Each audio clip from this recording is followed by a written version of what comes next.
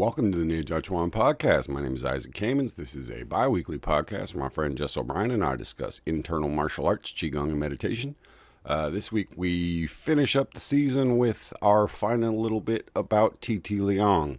These are just a few last little stories that we had that we didn't fit into the other episodes, so we figured we'd put them all together for a final episode.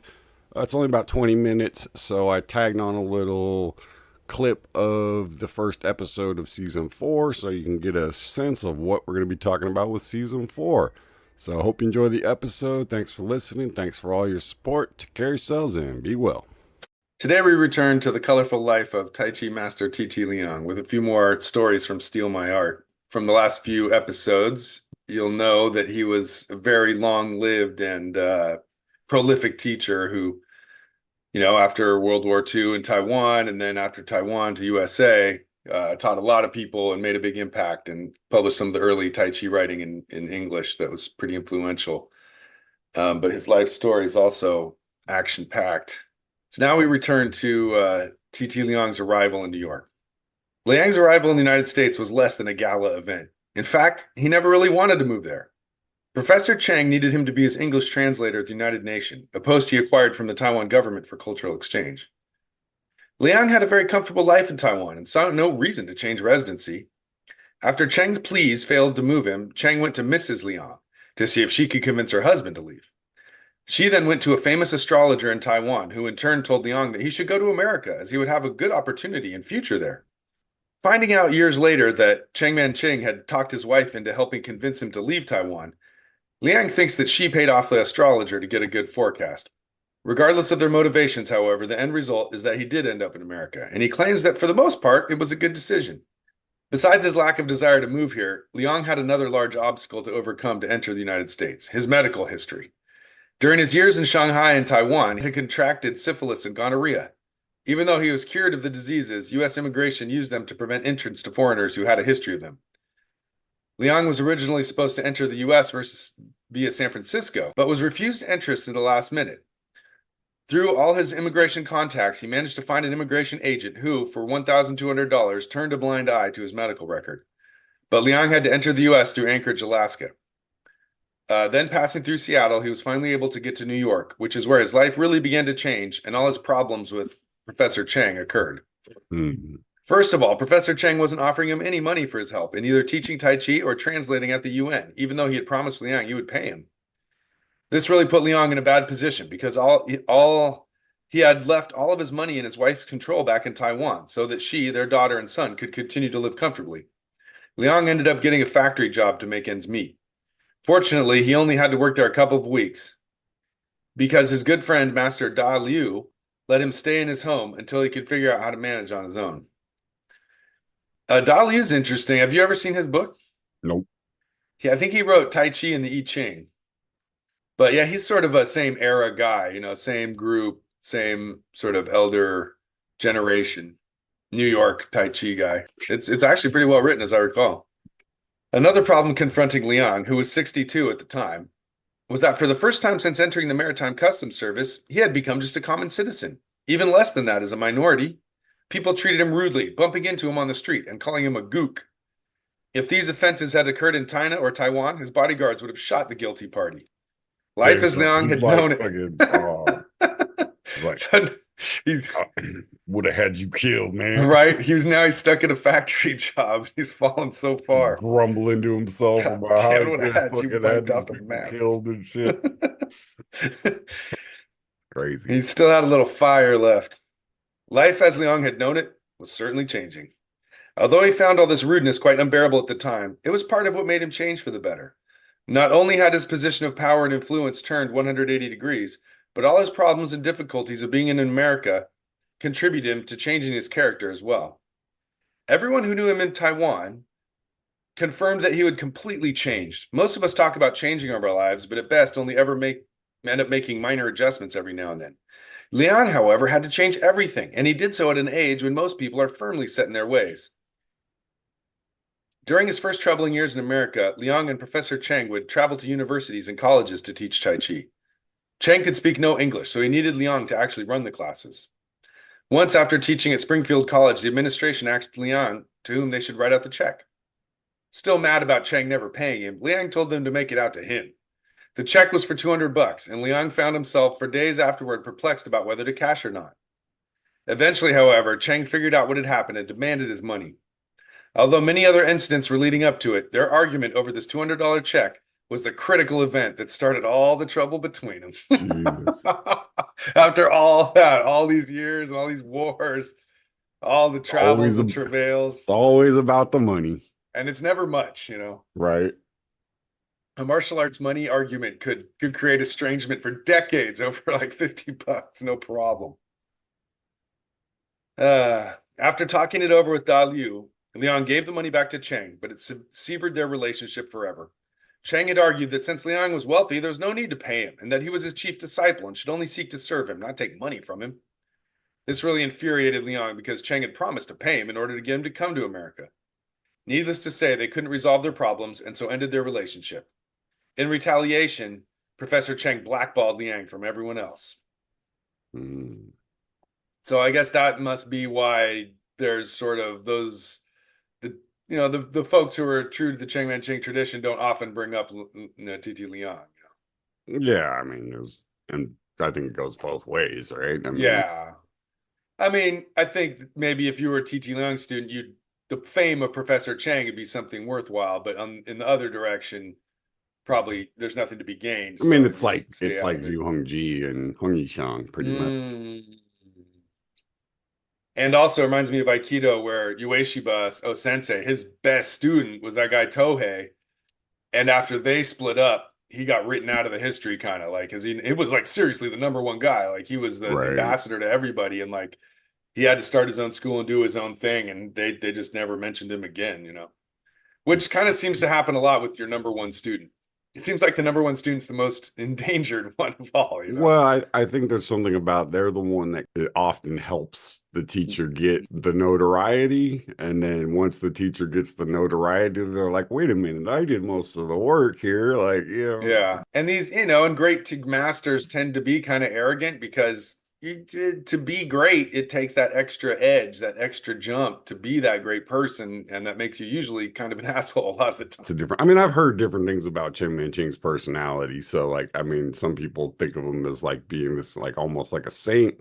And other Hmm. people, like, are just like, he was kind of a dick. And, Right. so, I mean, I don't know. I think it depends on your perspective. But it's like if you know somebody before they become famous, essentially, right? Like, it's that sort of thing where you remember what they were like when they were, were Right. struggling, Back in their hometown, right, you knew living them in their mom's originally. basement or whatever, right? Right. Now they're famous and it's like, oh yeah, They okay. don't want to think about those times anymore. So you sort of represent that to them. So yeah.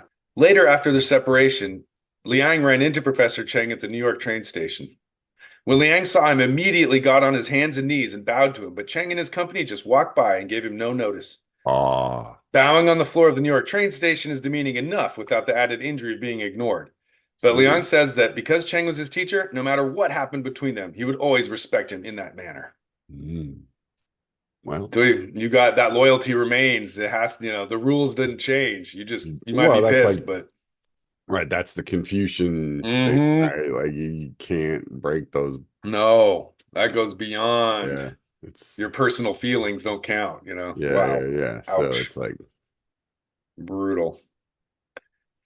Liang eventually moved into an awful apartment, saying it was so bad that even if it were in Taiwan, he wouldn't have let his servants live there.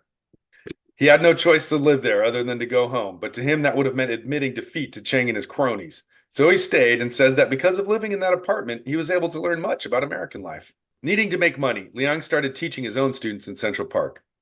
Out of respect to Professor Cheng and to incorporate his own judgments about Tai Chi, he didn't teach Cheng's form, but he instead taught 150 posture arrangement he combined with music, something Cheng didn't believe in doing. One time while teaching his class, Liang happened to notice Cheng sitting off in the distance behind some shrubbery, watching Liang and his students go through the form. mm-mm. When they had finished, Liang saw Cheng get up and walk away. A few days later, Liang heard through the grapevine that Cheng commented that using music was really quite good, but couldn't bring himself to incorporate it.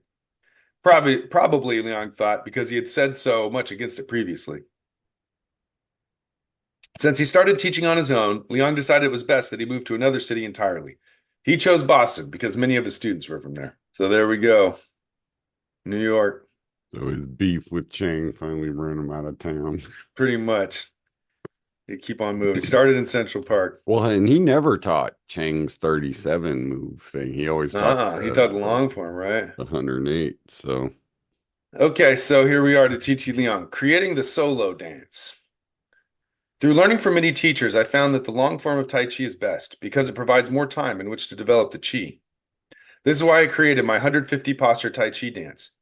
Combined with beats and music, the form is always consistent, and the movements can adapt to the breathing much easier. I use the term dance because the student will automatically associate it with relaxation and having fun. If I called it Tai Chi boxing, then everyone will become aggressive and want to fight. It is very important to understand how language can affect our approach and attitude to things. Before taking up Tai Chi, I was a championship dancer. I mastered the tango, foxtrot, waltzing, and many others. When I began learning Tai Chi, I did not demonstrate or associate the two at first. Luckily, I happened to go to a jiu-jitsu demonstration and saw the teacher doing all the movement with music, which he did to make the performance more enjoyable. But for me, it was a revelation, and I decided that Tai Chi could be put to music and beats the same way many dances are. Eventually, I arranged all my Tai Chi forms to music and beats. Gradually, this developed into a bung ba type of timing. Like in all music, there is a beat and a half beat. Bung da. One of my teachers, Master Yang, taught me that with every movement made in Tai Chi, there must be the use of muscles, which creates tension, even subtle tensions that you may not be aware of. Master Yang Cheng Fu went on to say that with each movement, there must be at the end of it a releasing or letting go of that tension. Muscles act like the heart, expanding and contracting, so the entire body does this as well. Hence, the bong is the initial movement, and the da is the releasing of the tension created from the movement. From practicing this, a student can, over time, learn to really relax, which in Tai Chi is called song. Song means to relax, but contains the idea of active and alert, like the relaxation of a cat who is also very alert and can respond within an instant, even when it appears to be in a deep sleep. So in Tai Chi, relax does not mean collapse. It is active, sensitive, and very alert relaxation. The idea of the long form, 150 postures, actually came about from a teacher of mine, Master Huang. He owned a flower shop, so everyone called him Huang the florist. Every day, he performed his long form 3 times, doing both right and left sides each time. I was very impressed by him and decided that the long form was far superior to the short forms being introduced around Taiwan in those days. He told me, and what held to be true, was that the mind needs to at least have 15 minutes to become truly tranquil. When the mind becomes tranquil, it can experience Shen Ming, illumination of the spirit. Short forms cannot provide this. Thus, the higher benefits of Tai Chi are never reached. Short forms are, however, good for introducing Tai Chi to people. Ideally, they will gain an interest and progress to the long form. I also studied the other various forms of Tai Chi, Chen, Wu, and Yang styles. I found the Yang style to be the best because it really emphasized the breathing, root, and song. It provides the fundamental skills and principles of Tai Chi much more quickly and more effectively than any of the other styles. Another influence caused me to adapt music to Tai Chi. My wife was very skilled at performing a traditional sword form. This sword form is performed to the words and melody of a song about General Quan Gong going to save the emperor from capture. Even though beats were not applied, it was always seemed so beautiful to watch and listen when she performed. So I ended up learning from her and have taught this form to many students over the years. All right, so here's another little bit we can throw in. all right. TT Liang discusses what the ideals of a Tai Chi master. The arms of a true Tai Chi master are like iron bars wrapped in cotton. They are extremely flexible but internally strong and heavy. When grasping an opponent's hand, as in push hands practice, the Tai Chi master's hands are very light, but the opponent cannot get away from him. He can release inner energy from his spine like a bullet from the muzzle of a gun. His strike is lightning swift and clear cut like the breaking of a stick without the slightest exertion of muscular force. As soon as the opponent feels a slight stir in his body, he is already pushed more than 10 feet away without feeling any pain. When the Tai Chi master attaches his hands lightly to the hands of an opponent without grasping him, they are firm as glue. It is impossible to remove them, and they will cause a terrible aching and numbness in the opponent's arms. Trying to subdue or restrain a Tai Chi master is like attempting to catch the wind. You'll end up with nothing at all. It is like stepping on a floating gourd in the water. It is so slippery that it's impossible to get a firm foothold. This is the real meaning of self-defense in Tai Chi. These are the words of my teacher's teacher, Yang Cheng Fu. They are accurate and precise. My teacher proved them true, gaining my great respect. And some about those heavy arms is definitely a standout of effective Tai Chi. Just, they seem soft, but they weigh heavily on you when they press into you. Yeah, I mean it's the iron wrapped in cotton thing. That it's soft on the outside, but if you push hard enough, you run into that hardness. Yep. Where Xingyi's the opposite, right? Hmm. Xingyi's the hard on the outside, soft on the inside, right? So I think of when doing Xing Yi, like you put out strong force, but if someone does push back or you do experience a hit on return, you can flexibly absorb it and come change your angle and come back with another hard strike. everything is solid on the outside, but everything on the inside has the ability to move. Right? Tai Chi is kind of the opposite. Everything on the outside is soft and squiggly and flexible, but there's a point where that flexibility runs into the steel, right? And this was something, I mean, one of the first people I met that could do this was Bob, and it was like, you push on him and didn't really feel like anything, but he wasn't going anywhere. Bob Tangor of And Santa it's Fe. just, it was like pushing on a parking meter or something. Well, I guess in tribute to TT Liang, we can end with the 10 guiding principles that he created. That are his, his 10 Now, guiding principles for are life. these different from Yang Cheng Fu's 10 Yeah, principles? those are the Tai Chi principles. These are sort of life principles. These are the, yeah, okay. Old man's wisdom. Right. Liang's formation of the 10 guiding principles is a major marker of the transformation of his temperament. Becoming sick in Taiwan and nearly dying became his first wake-up call, so he took up Tai Chi to change his health. Living in New York and separating from his teacher, Professor Cheng, became his second wake-up call. Master Cheng's death was the third major experience that congealed his change. It was during this period of dealing with Cheng's death that he formulated 10 guiding principles. Not wanting to imitate his teacher's behavior, he decided that he needed some sort of daily philosophy he could fall back on when dealing with people and problems. Without question, it was Liang's adherence to his own set of codes that impressed so many people and made them want to study with him. Without question, living up to these 10 guiding principles is no easy task for anyone. However, as Liang loves to say, try your best. Keep in mind that Liang never looked at his principles as precepts or even a strict set of disciplines, but rather as a progressive goal of simple human behavior. If you fail, try again. Liang, better than any other person I have known, understood well that everyone has faults, and they are not easily changed. Change requires patience for both the teacher and the student. The change can take years, if not a lifetime. Liang's philosophy is very simple. Just practice Tai Chi every day and let the practice naturally change you. It would be futile to try and force yourself to change. Just let it happen. Sounds good. He says that the whole idea can be seen more clearly in the Buddhist analogy of debris in a glass of water. If you leave the debris alone, it will naturally sink to the bottom of the glass, but if you try to force it down, you'll only agitate it and muddy the water. The only way to get it to the bottom of the glass is to let it sink of its own accord. No, that's the same as Liu Hongjie's red dust, pretty much. Yeah, I think it's a Buddhist concept that goes phrase. around. Yeah, but this is true mind intent and the basis for sinking the qi into the dantian. In Liang's perception, this is also the basis for changing one's temperament, allowing it to happen of its own accord. Okay, so here they are. Number 1, nobody can be perfect. Take what is good and discard what is bad. Number 2, if I believe entirely in books, better not read books. If I rely entirely on teachers, better not have teachers. Number 3, to remove a mountain is easy, but to change a man's temperament is difficult. Number 4, if there is anything wrong with me, I don't blame others, I only blame myself. 5, if I want to live longer, I must learn Tai Chi and accomplish it both physically and mentally. To accomplish it mentally is much more difficult. Number 6, I must learn how to yield, to be tactful, not to be aggressive, to lose, not to take advantage of others, and to give. The more one gives, the more one will have.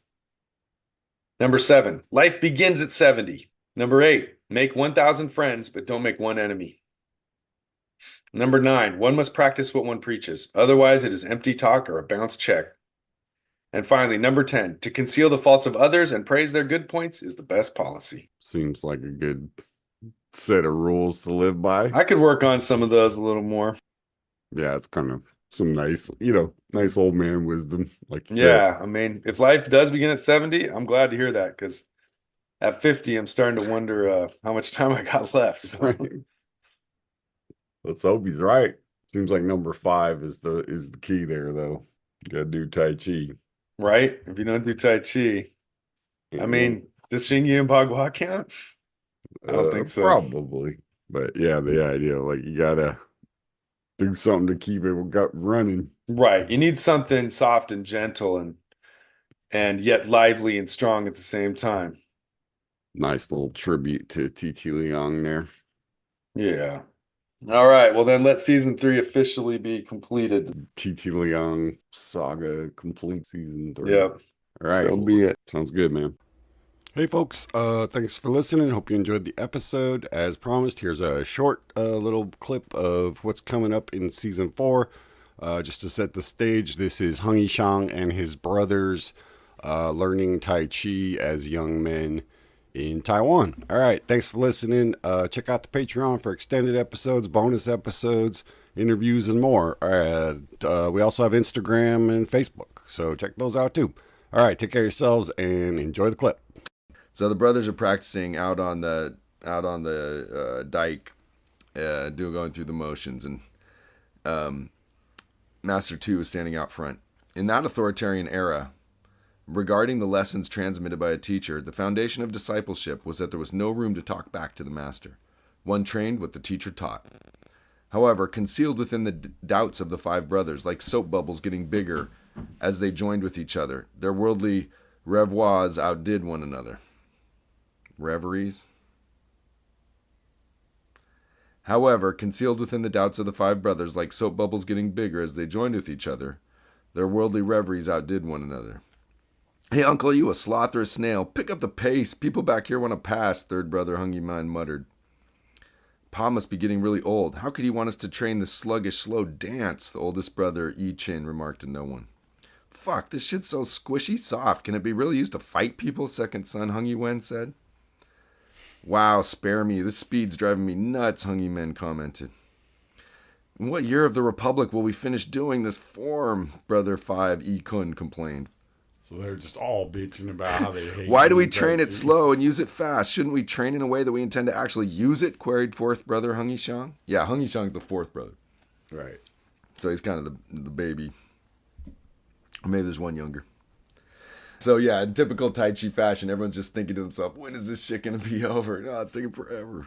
Well, especially when you're young.